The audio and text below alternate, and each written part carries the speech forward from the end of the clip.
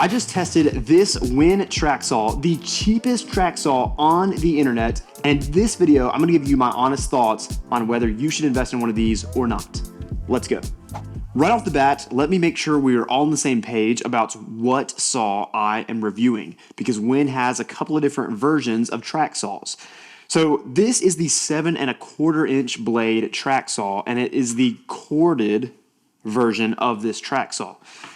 WEN also makes a cordless version of this track saw, but this is the only WEN power tool that I have in my shop. I just wasn't really sure if I wanted to get in another battery platform, and I put out a poll on my YouTube community tab about should I review the cordless or the corded version, and honestly it was really neck and neck as to what you guys wanted me to review. The corded version is a good bit cheaper, plus you don't have to invest in batteries, and so for that reason I'm reviewing this saw. WEN also makes a 6½ inch blade track saw, so if you don't need quite as much depth of cut, you can check out that saw. But this is the saw that we were reviewing today. Now, as far as the package I got this saw with, obviously it came with the saw. I also got 2 tracks. These are 55-inch tracks, which is pretty standard for pretty much any brand of track saw. The reason you'll get 55-inch tracks is this is wider than your standard sheet of plywood, which is 48 inches wide. And if you combine 2 of these, you get 110 inches, and that's longer than the length of a standard sheet of plywood. Oh, and by the way, I fractured my hand, so just ignore this little hand brace. No, it was nothing to do with woodworking. I was playing football against a 9th grader. Now, the first track saw I ever got, it was the Milwaukee M18 track saw, and I'll compare this saw to that one later in the video. One of the first things I noticed right out of the box is there are, on that track saw, and it's also the same on this track saw, there's a lot of knobs, a lot of adjustments, a lot of features. Let me quickly walk you through just the basics here. Okay, you've got your plunge lock right here at the back, and then of course you have your trigger. That's pretty self-explanatory. Right down here below your trigger, you have your variable speed dial, which is great, so you can adjust the speed of your blade. Moving over to this side, this lock right here at the top, this is going to lock your blade spindle. The main time you're going to use this is when you're changing out your blade. Right here at the top of the saw, you have what WEN calls your blade selector mode. And there's basically 3 modes that you can put your blade in. The first mode is your blade change mode, which basically is going to let you plunge down to the depth to where your screw to change your blade is right here in this window. The next mode, the second option, this is what's called free plunge mode. This is where you're going to be operating 95% of the time. It's going to let you plunge your saw to the depth that you have set up on your plunge setting right down here. And then finally, the third mode is called scribe mode, I think is what WEN calls it. Basically, this is going to scribe a 2.5 millimeter deep line.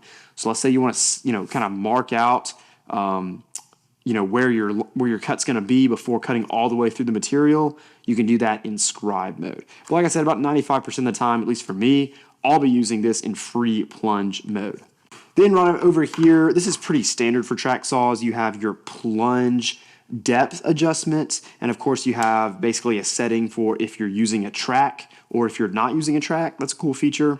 Here you have your 2 knobs on the front and the back of the saw to adjust the bevel of the saw. So I can loosen these up, and then I can make bevel cuts between -1 and 48 degrees. That's a good range. Some track saws only give you from 0 to 45 degrees. I think it's really important that you can get at least -1 to 46 degrees, just so, if you want to hide a corner, you can do that. You have the ability to do that. Now, let's say I were to make a 45-degree bevel cut right here. I lock in these 2 knobs. One thing you're going to notice is this saw, if I let go, it's wanting to fall over off the track, which obviously is not a good situation. So what WEN did, and other brands do this as well, is they have an anti-tilt guard. It's right here. It's this square knob on the bottom of your saw, and I lock that in. This is going to lock my saw into the track.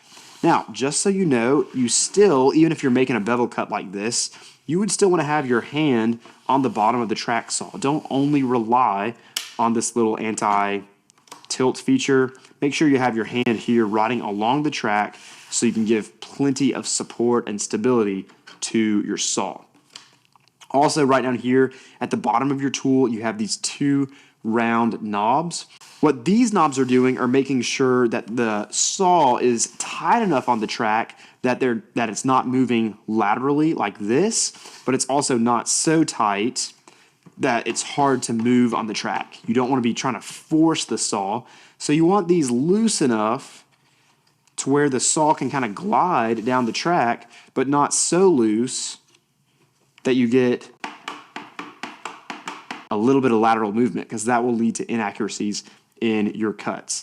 So you can always get those dialed in, and then your saw should just glide, but also be stable while you're making your cuts.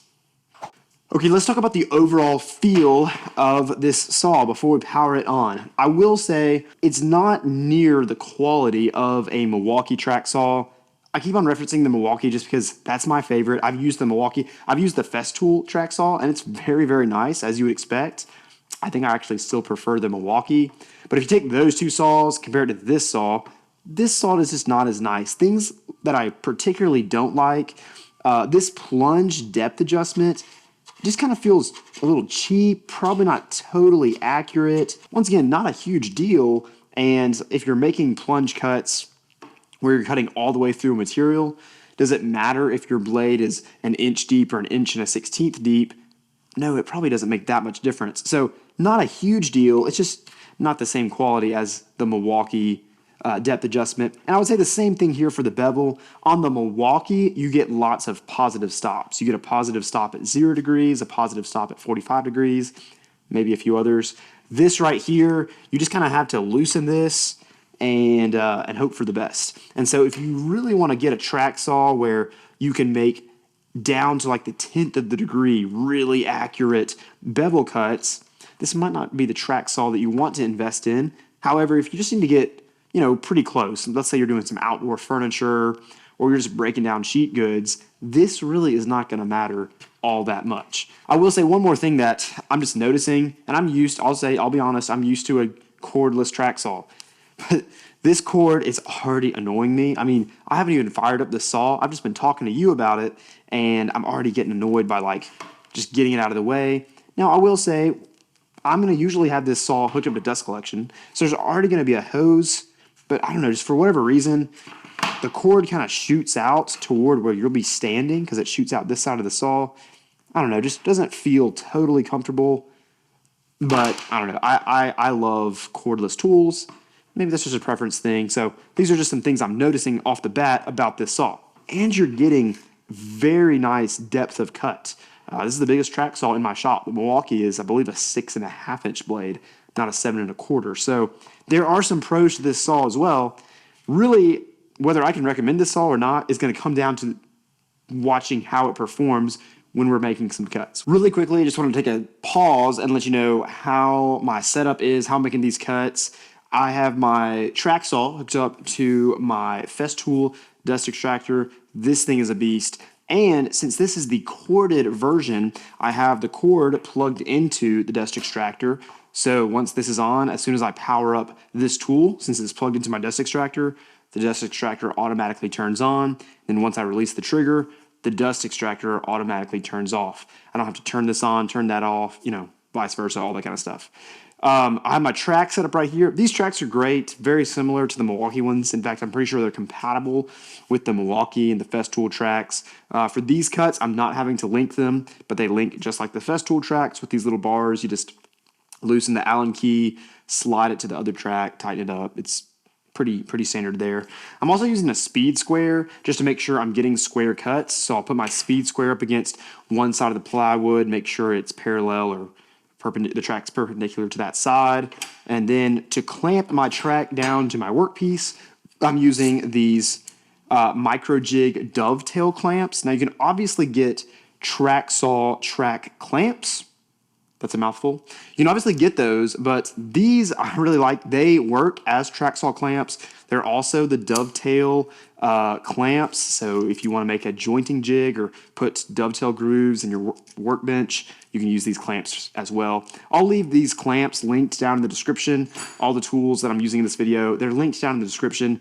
And if you want to give back to the channel, if you shop using those links, it's the same price for you, but I get a small commission. So I do appreciate that. But I just wanted to really pause and let you know that's kind of my setup for testing this track saw, but just in general when I'm making track saw cuts. This is how I make sure I get square cuts, make sure I'm making cuts safely. You definitely don't want to use a track that's not clamped down. That's just asking for disaster. So please don't do that.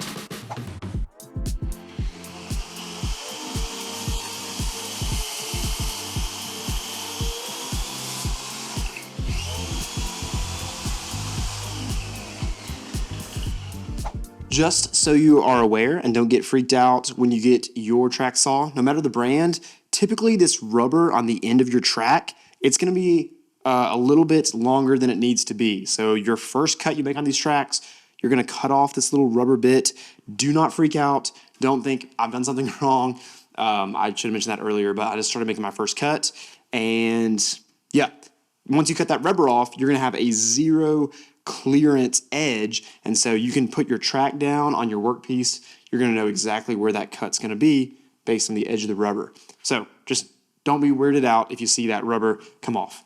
I'm going to make a few more cuts. I'm making a little bookshelf for my daughter to store all of her books.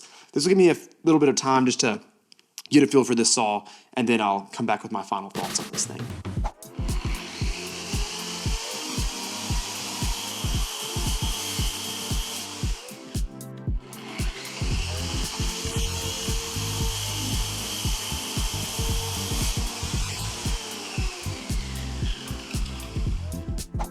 Hey, quick time out. I just want to let you know that if you are like me and you love woodworking tools, power tools, DIY projects, all that kind of stuff, you need to check out my tool deal email list. It's the first link down in the description. Several times a week, I send out the best tool deals that I am seeing. I track these things all the time so I can bring the best deals to you on things like track saws and other tools. So if that interests you, sign up for my email list. It's totally free, and I promise I won't spam you.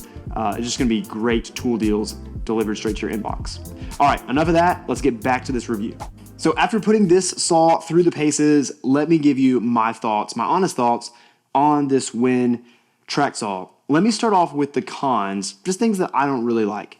I've already told you I'm just not a huge fan of some of the ergonomics of this saw, some of the way some of the adjustments on the saw are. I'm just not a huge fan of. I've already really walked you through that when it comes to no positive stops. This depth stop feels a little bit, just feels a little cheap. I'm not personally a huge fan of corded track saws, especially the way that this cord is oriented. Just feels like it's getting right in my way all the time. I'm right now wearing this brace, so I was actually making the cuts left-handed, but I was almost thinking this might be more comfortable because the cord's out of my way, even though I'm right-handed. So yeah, it's not a huge fan of that. Second thing that I'm just not a huge fan of, the blade that comes stock with this saw, I'm not a huge fan of. It's just not a very high quality blade. However, that's not really unique to WEN. Most track saw blades, when you buy like even a Milwaukee track saw blade, you're going to want to go ahead and upgrade that blade. I would recommend probably getting a CMT blade, maybe a Diablo blade.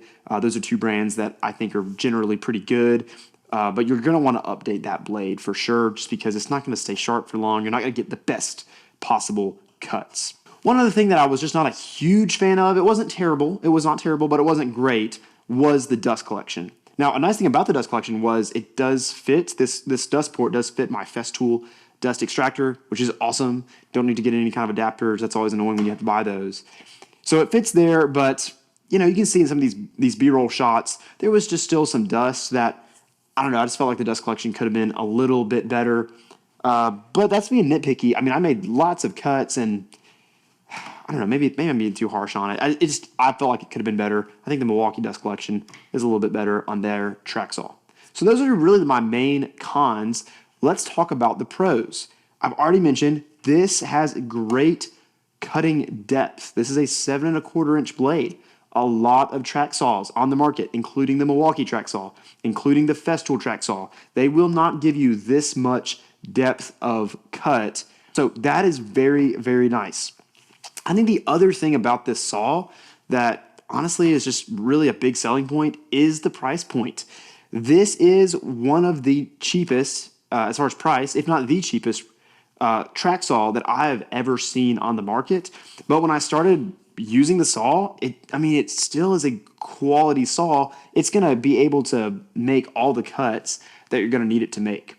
If you're looking for a track saw just to get you started in woodworking, or maybe you're just not sure if you want to add a track saw to your workflow, and you're just not ready to shell out all the money for a nicer high-end track saw, this saw, it's really, really solid. I never felt like it was bogging down when I was making these cuts. Now I was just cutting through 3/4 inch plywood, but usually when you're using a track saw, that's what you're going to be using it for. So I don't know. I think it's a very high quality saw considering what you're paying for it, and you're getting really nice cutting depth. If I were going to rate this saw on a scale of 1 to 10, considering the price, considering the features, everything kind of all in considered, I would give this, I think, a 7.5 out of 10.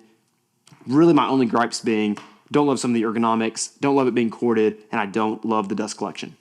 Let me know what you think about this saw down in the comments, especially if you decide to pick it up. I'd love to hear what you think about this WEN track saw.